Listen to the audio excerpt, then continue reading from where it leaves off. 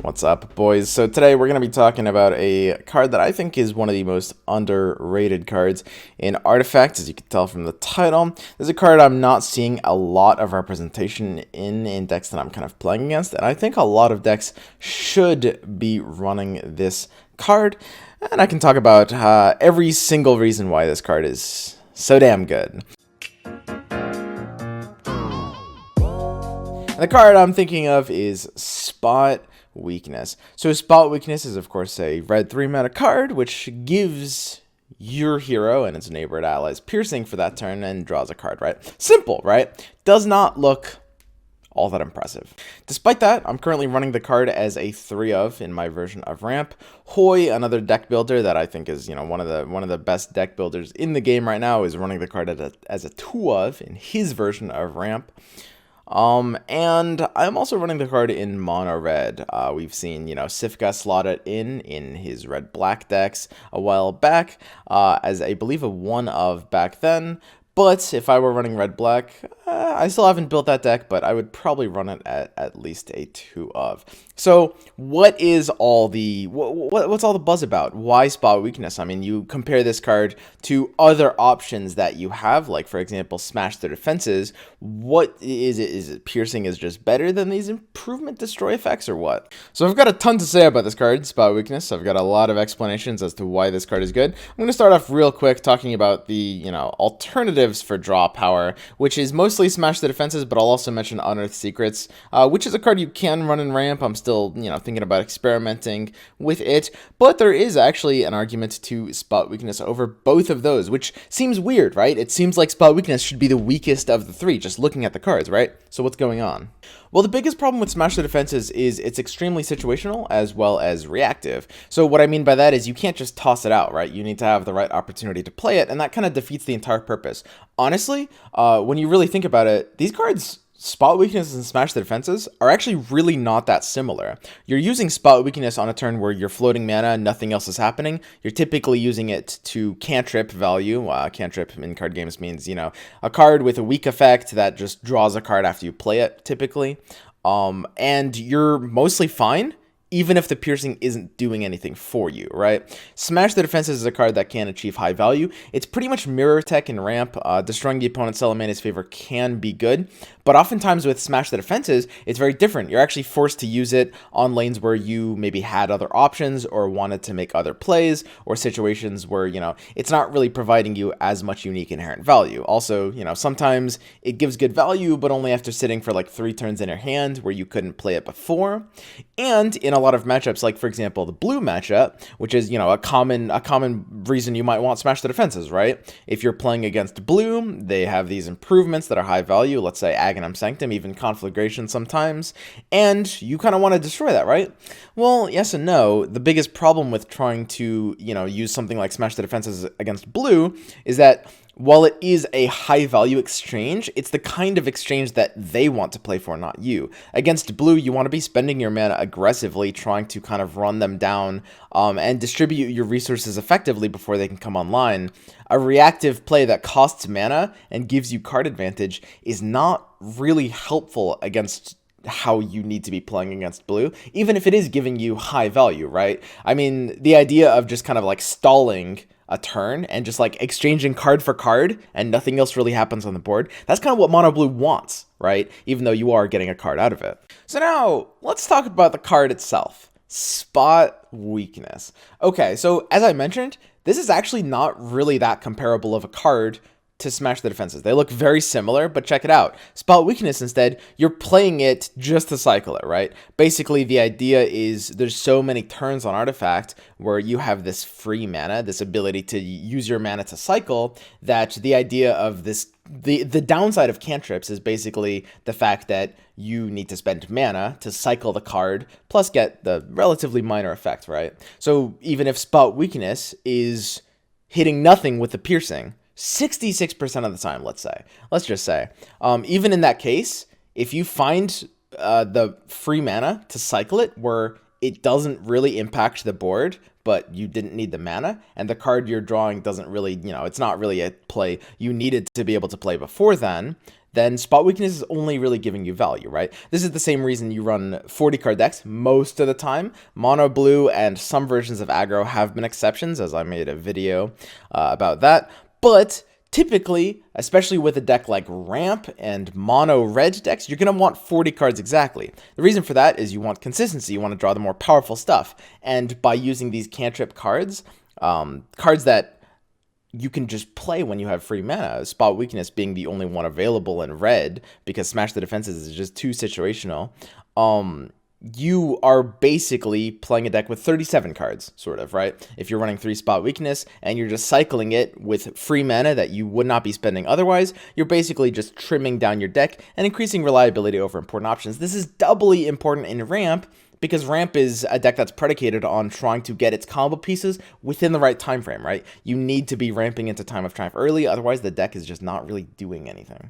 And then we can talk about the piercing itself, because the piercing, it's probably not used most of the time, but when it is, it's to great effect. So on the flop, on red versus red, which is, of course, a common color combination, you've got Legion Commander into Legion Commander. Piercing is huge. You've got Bristleback into Legion Commander. When your Bristle spawns into their Legion Commander, you can spot weakness on turn 1, kill the Legion instead of leaving it alive, keep your Bristle alive, kill it earlier, getting the 5 gold, deal 8 to tower, get the +2 armor, and all without losing a card from your hand.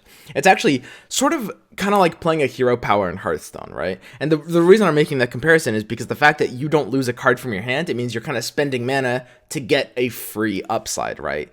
Because, of course, cards in hand are a major resource in card games, and the fact that you don't have to expend a card in hand is really, really powerful, right? So you've got all these flop situations against red heroes where this card really goes off. In the early game against red, your melee creeps will be able to kill their Bronze Legionnaires and their Stonehall Elites, right? Because you can target a hero and give piercing to the neighboring melee creeps, right? If you top deck this late, you counter Time of Triumph. You're piercing through their time. Let's say, both players' time and you've got the hero stuck there. The piercing on it will be able to counter that. You can even combine this with something like Berserker's Call, right? Like both players' Time of Triumph on turn 8. On turn 9, you curve spot weakness into Berserker's Call to kill 3 Time of Triumph heroes, even though they all have tons and tons of armor, right? Stuff like that. So late game, top decking this is not bad usually, because against red you've got this idea of countering Time of Triumph. Maybe sometimes you're countering Vestra because you can also pierce tower armor as well. You can just do a lot with this card, and it even synergizes with your duels and your Berserker's Calls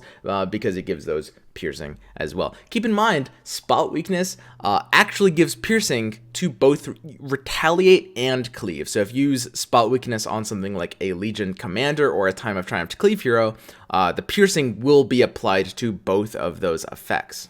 Sometimes you can actually draw spot weakness in the early game and elect not to cycle it right away, right? That's kind of your decision. Let's say, red versus red, you've got the flop. It's not a flop where you actually gain any value from using spot weakness, although pretty often you'll still be able to use it just to push 2 damage to an axe or maybe a melee creep next to Treant Protector. Very common situations, just free 2 damage even though you're not killing anything. And it cycles itself, which is a positive thing already, right? For mana that you're otherwise not expending. But sometimes even in these early game flop situations, you can keep it in hand for mana 4 for when the Stonehall Elites come out as a counter to that. The card is just very flexible, and there's just so much you can do with it, right? You're always going to be able to find a time where the mana doesn't really have a use, right? Because in Artifact, you have such an abundance of mana that the idea of these cantrip cards like Compel, Cunning Plan, Spot Weakness, they become so much more powerful than they would be in other games. It's sort of like in Yu-Gi-Oh!, a card I used to play as a kid. We had a card called Upstart Goblin. I've actually compared it on stream a lot to Spot Weakness. It's a card which basically just cycles itself for free, which is kind of insane. And you might say, and a lot of people have said, this is because there's no mana in Yu-Gi-Oh! And that's true, but I mean, mana is just such a loose resource in Artifact compared to other card games. In like Hearthstone and Magic, mana is so tight. You've got cards like Opt in Magic, which, it costs 1 mana, but, Opt is a good card, but it's still very, very tight. Like, costing 1 mana in something like Magic or Hearthstone is still a big deal. You're going to be hurting your curves sometimes. In Artifact, costing 3 mana, you will, every turn of the game, almost every single turn of the game, you will find a place to play that 3 mana where it's not finding value otherwise. You have such an abundance of that resource in Artifact that it almost doesn't really end up costing you anything. So let's talk about when spot weakness is actually a disadvantage, when it actually has a negative impact on you. So for example, a good example of this is like when you need the mana immediately. Like let's say you're at mana turn 7, you top deck spot weakness, right?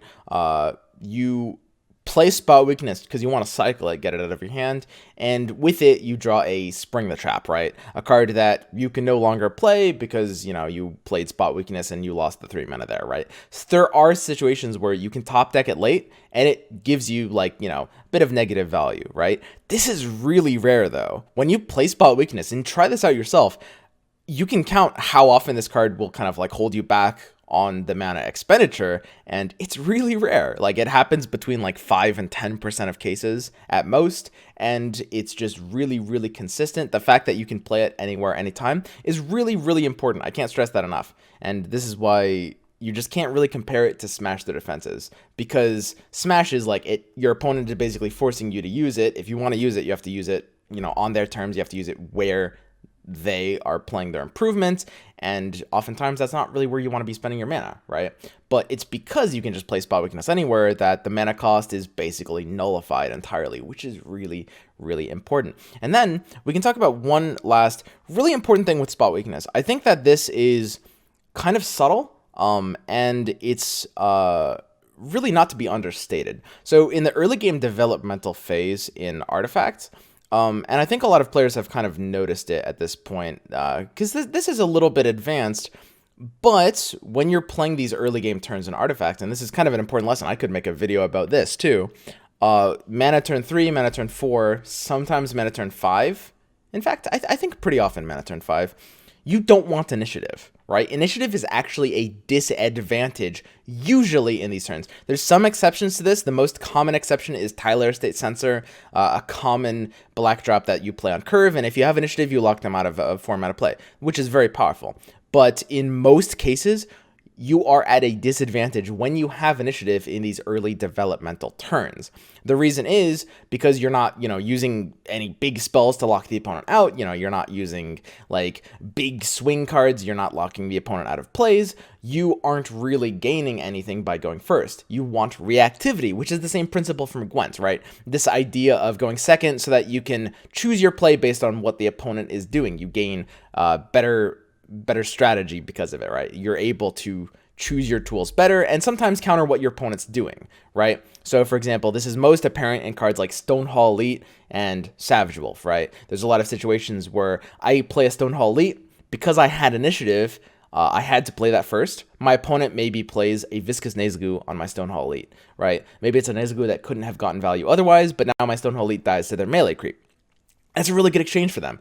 And they could only do that because I didn't have initiative. You imagine that situation in reverse. Maybe they just Nazgul my hero, and then I play my Stonehall Elite into the creep. Now, an advanced tactic is this idea of kind of passing to just try to give the opponent initiative so that you don't have to deal with this, right? And you see players passing in these early turns, even though they have plays they want to make, for this reason, right? Especially when there's 2 heroes on the opponent's lane. I made a video about this as well that you can kind of check out in the description, trying to kind of identify these situations where you want to take this kind of pass, right? This is a really important thing to do, but it's also a bit risky because even if you're in these good situations where, you know, you take a pass, a calculated pass, your opponent then is kind of forced to make a play into you, giving you back the, you know, reactivity. They have the initiative, which again is a downside at this stage of the game usually. And then, you know, you're good. You can play your cards, but it's a risk, right? Every time you do this, it's a risk because if you have a play you're sitting on and the opponent has this reactivity, you pass to give initiative back to them. And then it can be awkward because sometimes A, maybe they don't have a play in their hand, they just pass back at you and you lost your move. Or B, if they're a very good player, maybe they sense that you're doing this, they kind of call your bluff and they pass back, locking you both out of plays, right? This is something that happens very commonly in draft in particular, right? But when you have spot weakness, especially if you use it at an intelligent time, you can actually give initiative back to your opponent without taking that level of risk, right? I think a lot of advanced players will definitely kind of like understand this dynamic I'm talking about. that, you know, you definitely want this reactivity in these early stages of development, but a lot of players aren't really, like, you know, playing these cards like Spot Weakness to be able to gain that reactivity yet. And then I guess the last comparison is with Unearthed Secrets. I'll go ahead and show my ramp deck again. You'll notice we're not running Unearthed Secrets. And honestly, I think I might slot it in. I'm still in the experimental phases of that, but it seems so weird, right? Like, Unearthed Secrets draws you a card every turn, where Spot Weakness only draws you a card one turn. How is that better, right? So there's a big difference between these cards. I think the biggest in this deck is we're running 3 red and 2 green. So, you know, if you look at our early plays, we've got kind of the Treant Protector on the flop. You know, if you've got the Mist, which we could replace one other Secrets, maybe, as a one of. But, you know, we already have the play option there, and then we've got a lot of 4 mana plays. So our green mana is very tied up, whereas our red mana is extremely loose, right? Another really important thing, I mean, discounting the piercing, which is valuable, but another really important thing is that you cycle it right away, right? This is most important when you're drawing it late. Drawing Spot Weakness in the late game usually doesn't feel bad at all, because again, you've got the piercing, which is often useful in like the Time of Triumph mirror, and just, you know, a lot of general situations. The opponent gets armor from a lot of places, but even if the piercing isn't useful, you're drawing the card right away, right? So, I mean, let's say the card under Spot Weakness ends up being, I don't know, a Bronze Legionnaire or something, you know. You can play the Spot Weakness, maybe you're kind of low on steam, and you're like, oh, it's a Bronze Legionnaire. I guess I'll play the Bronze Legionnaire here, right? Whereas if it's an Unearthed Secrets, part of the reason drawing Unearthed Secrets in the late game feels so bad is because the draw happens like a turn later, right? Like, you're getting the draw, you don't get to control where it goes, and whenever you're playing it, you're only getting the draw after the combat phase on that lane, right? Which is a pretty huge detriment, because when you draw in the late game in particular, it just feels like it's really slowing you down. Whereas Spot Weakness, that can happen, as I identified earlier with kind of the Spring the Trap example, but it very often doesn't. And that's it. That's the video. Spot Weakness is nuts. It's a little rambly. I've never been good at this kind of thing, as you guys have noticed, but the card is bonkers. Very good card. I'd highly recommend jamming some copies into it. Pretty much any deck that's running red can run anywhere between 1 and 3 Spot Weakness, depending on the needs of the deck. And just like as you're playing it, keep track of, you know, try to use it in these early turns where it's going to maximize value. And you know, don't be afraid to cycle it for 0 value if you don't see a way for it to get value. But also just kind of, as you're playing it, be aware of how rare it is that this card loses you value, right? Like, you're just going to draw something you kind of wanted. You're going to be able to play it on a lane where you didn't need that mana anyway. It's just free value across the board. I think this card is super slept on right now. I can tell you right now, I got a We Play Constructed tournament coming up next week. I think you're going to be seeing some Spot Weaknesses in my deck for that tournament. All right, guys, that's going to be it for me. I'll catch you guys later.